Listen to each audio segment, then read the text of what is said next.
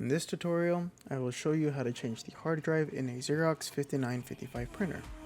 This also works with the 5945 and the I models for both, as they are the same when it comes to changing out the hard drive.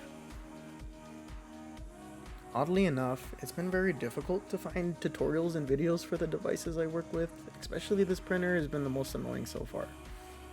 Having to tear apart and reverse engineer a lot of what goes on, and then also running the risk of breaking it so it can never be used again, it's a struggle.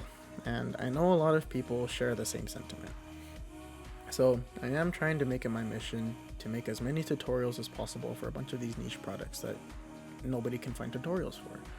So if you have any devices or products like that, drop it down in the comments. I'll see if I can get one, tear it apart, and make a tutorial for you. Otherwise, I will be showing you how to reinstall the software using a USB in my next video, so do look forward to that. Obviously not everybody has a hard drive that is flashed with the software already, so hopefully that will help a lot of people in the next steps. But other than that, let's go ahead and get right into the video. For this, the only thing you'll need is a Phillips screwdriver. Make sure that it is a pretty long screwdriver, as the screws on the back panel are inside of a little hole where it would need to be able to reach. Here is the backside of the printer where you will find the hard drive. Be sure to unplug the power first and wait about a minute until the power fully drains. To slightly speed up this process, and also just to be safe, make sure you also press the power button a few times to drain out any remaining power. Here you will see 4 holes. These are where the screws are located. Here is a closer look at those holes, and when I get to this next one, you'll see why I say you need a bit of a longer screwdriver, so that way you can actually reach those back there. There is also a panel on the side with 2 screws here. Make sure that you take that off. Usually you can take this off with your hands if they're not too tight. But this is just so that you can take the back panel off, as it will get in the way. So here I am taking the 4 screws out. Do be careful with this, as the screws can be a bit tight sometimes, and you don't want to strip those. You want to go a bit slow with that. And then coming up here, I will be taking off that little side cover as well. This will allow me to fully pull out this back plate. So what you want to do is now just gently pull back, and then there it is hooked a little bit at the bottom, so you just want to lift up.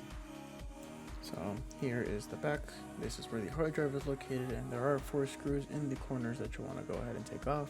They are also Phillips screws, so you just want to be careful. They can be a bit tight.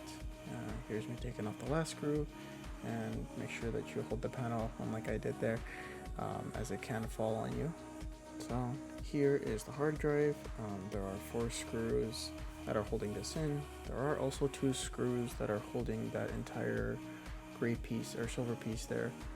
Here are those 2 screws, and try to get both of those off.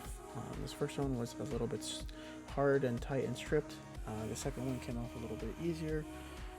But once you get those 2 screws off, you should be able to pull off the little panel here just backwards, very gently though. Do be careful with the ribbon cable on the right there, as well as the power and SATA cable for the hard drive, as you can rip those and it would be pretty bad in case you needed to use those slots as well.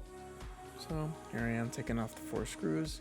They weren't too tight for me, but do be careful, as you could potentially strip those screws as well, and it would be difficult to put back on.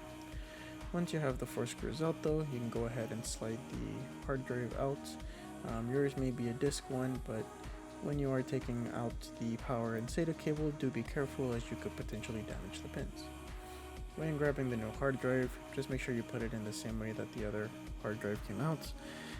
It only goes one way regardless, so if you feel resistance when trying to put the power cable back in, you may have the orientation incorrect, and you might damage more things if not careful.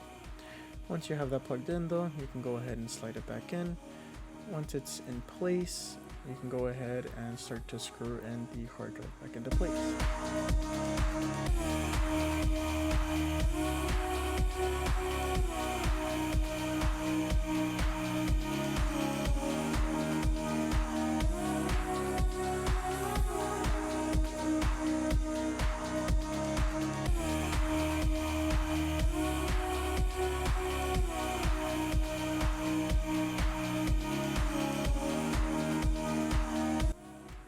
hard drive is back in place, you can go ahead and put the cover back on.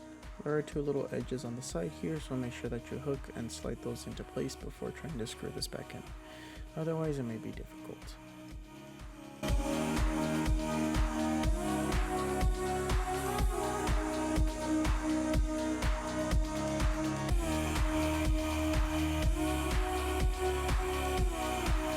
Now that you have the cover on, you can go ahead and put the back panel.